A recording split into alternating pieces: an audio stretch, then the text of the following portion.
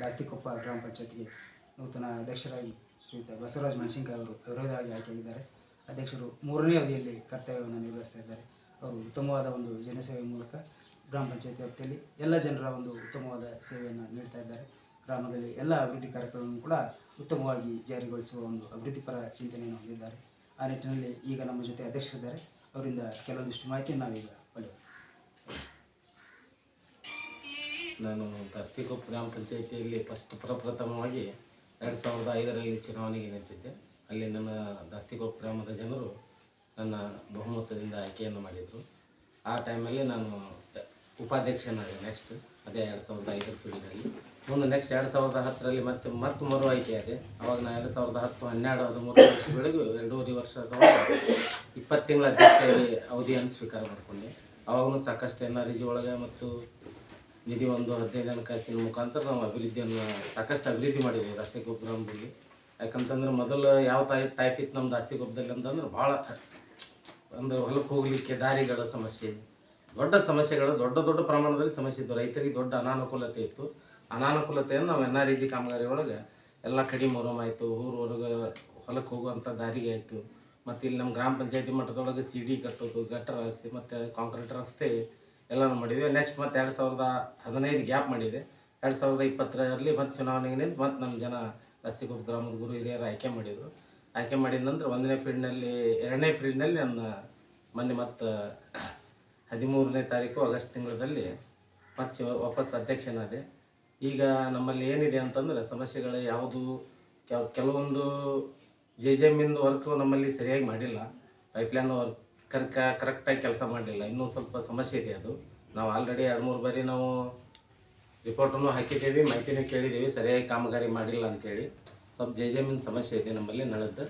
ಮತ್ತು ಬಿಟ್ಟರೆ ಮತ್ತು ಯಾವುದು ಆ ಥರ ಏನು ಸಮಸ್ಯೆಗಳಿಲ್ಲ. ಇನ್ನೂ ನಾವು ಹೆಚ್ಚಿನ ಅಭಿವೃದ್ಧಿ ಮಾಡಬೇಕನ್ನೋ ಆಸೆ ಐತೆ ನನಗೆ.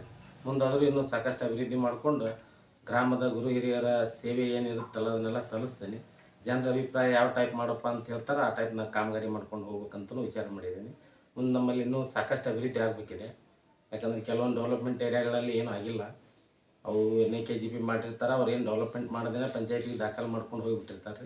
ಮತ್ತು ಅಲ್ಲಿ ಜನ ವಾಸಿಸ್ತಾರೆ, ಅಲ್ಲಿ ಮನೆಗಳನ್ನು ಕಟ್ಟಿರ್ತಾರೆ ಅಂತಂದಾಗ ಅವರು ಟ್ಯಾಕ್ಸ್ ತುಂಬ್ತಿರ್ತಾರೆ, ನಮಗೆ ಅಭಿವೃದ್ಧಿ ಮಾಡಿಕೊಡ್ರಿ ಅಂತ ಕೇಳ್ತಾರೆ. ಆ ಏರಿಯಾನೂ ನಾವು ಮಾಡ್ಬೇಕಂತ ವಿಚಾರ ಮಾಡಿದ್ದೀವಿ. ಮುಂದೆ ಇನ್ನೂ ಹಲವಾರು ಕಾಮಗಾರಿಗಳನ್ನು ಕೈಗೆತ್ತಿಕೊಂಡು ಮುಂದೆ ಇನ್ನೂ ಕಾಮಗಾರಿಗಳನ್ನು ಮಾಡ್ತಾನೆ ಅಂಥೇಳಿ ನನ್ನ ಮಾತು ಮುಗಿಸ್ತೀನಿ. ಆಶ್ರಯ ಮನೆ ಮೊನ್ನೆ ಈಗ ಏನಿದೆ ಅಂತಂದ್ರೆ ಇಂದಿರಾವಾಸ್ ಯಾವುದು ಪ್ರಧಾನಮಂತ್ರಿ ಇದರೊಳಗೆ ಯೋಜನೆ ಒಳಗೆ ಆವಾಸ್ ಯೋಜನೆ ಒಳಗೆ ಬರ್ತಾ ಇದ್ದಾವ್ರಿ ಹೌಸಿಂಗ್. ಅದು ಹೆಂಗಂತಂದ್ರೆ ಒಂದು ಲಿಸ್ಟ್ ಇರುತ್ತೆ ನಮ್ಮಲ್ಲಿ. ಪಂಚಾಯತಿಯಿಂದ 300-400 ಜನರದ ಲಿಸ್ಟ್ ಹೋಗಿರ್ತೈತಿ. ಅದ್ರ ಪ್ರಕಾರನ ನಾವು ಹೌಸಿಂಗ್ ಕೊಡ್ಬೇಕಂತೈತ್ರಿ. ಅವ್ರು ಏನು ಯಥಾಸ್ಥಿತಿ ಯಾವ ಲಿಸ್ಟ್ನೊಳಗೆ ಅದಾರ, ಅವ್ರಿಗೆ ಯಾವ ಕಾಮಗಾರಿ ನಮಗೇನು ಯಾರು ಹೆಸರಲ್ಲೇ ಕೊಟ್ಟಿರ್ತಾರಲ್ರಿ ಫಲಾನುಭವಿ, ಅವ್ರಿಗೆ ನಾವು ಹೌಸಿಂಗ್ ನಮ್ಮ ಇದ್ರೊಳಗಿಂದ ಪಂಚಾಯತಿಯಿಂದ ಸಿಲೆಕ್ಟ್ ಮಾಡ್ಬೇಕಂತ ಏನಿಲ್ಲ ರೀ. ಮೇಲ್ಗಡೆಯಿಂದನೇ ಆಗಿ ಬಂದಿರ್ತೈತಿ. ಅವರು ನಾವೆಲ್ಲ ಆಧಾರ್ ಕಾರ್ಡು ಮತ್ತು GPS ಮಾಡಿ ಅವ್ರಿಗೆ ಮನೆ ಕಟ್ಕೋರಿ ಅಂತೇಳಿ ಮೊನ್ನೆ ಒಂದು 33 ಮನೆ ಬಂದಿದ್ವು. SC ST 20, general 13. ಅವನ್ನೆಲ್ಲ ನಾವು ಏನು ಮಾಡಿದ್ದೇವೆ, ಪೂರ್ವ ಕಾಮಗಾರಿಯನ್ನು ಅವ್ರಿಗೆ ಕಟ್ಕೋಬೇಕಂತೇಳಿ ನೋಟಿಸ್ ಕೊಟ್ಟು ಅವರು ಸಿಲೆಕ್ಟ್ ಮಾಡಿ ಅವ್ರನ್ನ ಟರಾವ್ ಹಾಕಿ ಪಂಚಾಯತಿಯಿಂದ ಟರಾವ್ ಕಳಿಸಿದ್ದೀವಿ ತಾಲೂಕು ಪಂಚಾಯತಿಗೆ. ಅವ್ರು ಮುಂಜಾರಾಗಿ ಬಂದು ಅಂದ್ರೆ ಅವ್ರು ಕಟ್ಕೋತಾರೆ. ಅದಕ್ಕಿಂತ ಹಿಂದೂ ಸ್ವಲ್ಪ ಬಂದಿದ್ವು ಮನೆ ಯಾವಂತಂದ್ರೆ ಯಾವುದು ರೀ ಪ್ರಧಾನಮಂತ್ರಿ ಆವಾಸ್ ಯೋಜನೆ ಒಳಗನ ಬಂದಿದ್ವು. ಮತ್ತು ಉಳ್ಕಿದ್ದು ಬಸವಸಂತಿ ಇವು ಹಿಂದೆ ಬಂದಿದ್ವಿ. ಈಗ ಸದ್ಯ ಏನು ಬಂದಿಲ್ಲ ರೀ.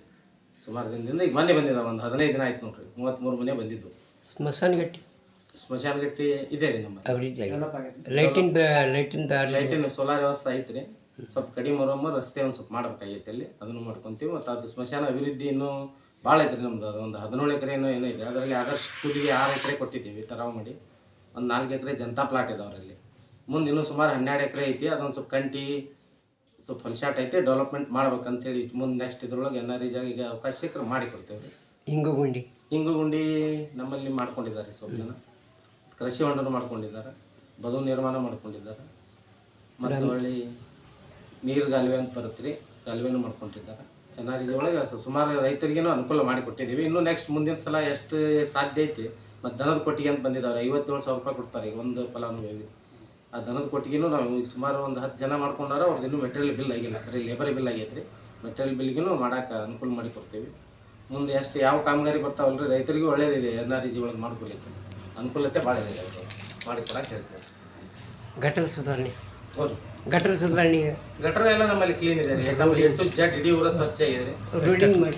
ಅಭಿವೃದ್ಧಿ ಪೂರ ಗಟರದಲ್ಲಿ ಯಾವುದು ಏನು ಇಲ್ಬಿಟ್ಟು ದಾಸ್ತಿಕೊಪ್ಪ ಕ್ಲೀನ್ ಮಾಡಿದ್ದೀವಿ ಚೊಕ್ಕ. ಮೊನ್ನೆ ನಾವು ಸ್ವಚ್ಛತಾ ಕಾರ್ಯಕ್ರಮ ಮಾಡಿದ್ವಲ್ಲ ಗಾಂಧಿ ಜಯಂತಿ ಸಂಬಂಧ 15 ದಿನ ನಾವು ಸ್ವಚ್ಛತಾ ಕಾರ್ಯಕ್ರಮದೊಳಗೆ ಎರಡು ನಮ್ಮ ದಾಸ್ತಿಕೊಪ್ಪದ ಗ್ರಾಮ ಮತ್ತು ರಾಮಳ ಗ್ರಾಮ ಬರುತ್ತೆ ರೀ. ಎರಡೂ ಊರಲ್ಲಿ ಏನು ನಮ್ಮಲ್ಲಿ ಗಟರದ ಕ್ಲೀನಿಂಗ್ ಇದೆ, ಏನು ಒಂದು ಸ್ವಲ್ಪನೂ ಎಲ್ಲಿ ಏನೂ ಹೊಲಸಿಟ್ಟಿಲ್ಲ. ಮತ್ತು ನೀರು ಮತ್ತು ಹುಲ್ಲು ಗಿಲ್ಲು ಕಾವಲು ಹುಟ್ಟಿರ್ತಲ್ಲ ರೀ, ಅದಕ್ಕೊಂದು ಶಾರ್ಟ್ ಅಂತ ಎಣ್ಣೆ ಸಿಗ್ತೈತೆ ರೀ. ಆ ಎಣ್ಣೆ ಮುಖಾಂತರನ ಲೇಬರ್ ಹೆಚ್ಚಿ ಪಂಪ್ ತೊಗೊಂಡು ಅದನ್ನೆಲ್ಲ ಇಡೀ ಊರು ಎಣ್ಣೆನೂ ಹೊಡಿಸಿದ್ದೀವಿ ರೀ. ಹುಲ್ಲು ಸತ್ತೋಗೈತಿ ಮತ್ತು ಗಟ್ರನೂ ಕ್ಲೀನ್ ಅದ ನಮ್ಮಲ್ಲಿ.